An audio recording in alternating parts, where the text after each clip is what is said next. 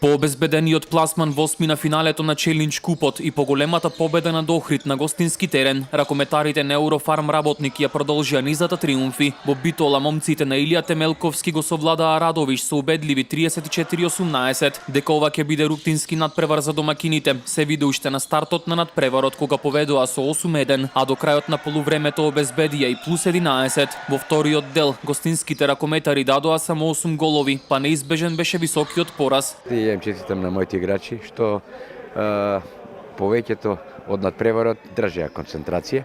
Сега на таков резултат нормално е да има и некои, да не речем, такви грешки кои што ги направија. Кога даваш многу голови, малце сакаш така и да нешто измислиш што не е во рамки на она што е договорено.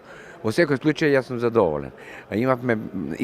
Имаме тешки надпревари среда, сабота и добро ни дојде во резултат со Радовиш, ние бевме апсолутно фаворити и тоа го оправдавме.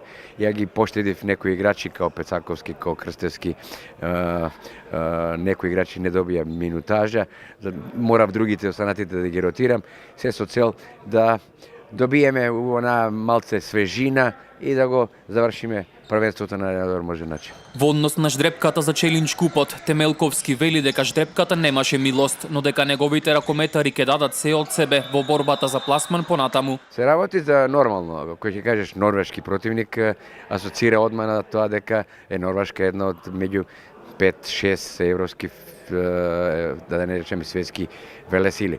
Можда клубскиот ракомет им е малку послаб, затоа што многу странци играат во европски клубови, Шпанија, Франција, Германија.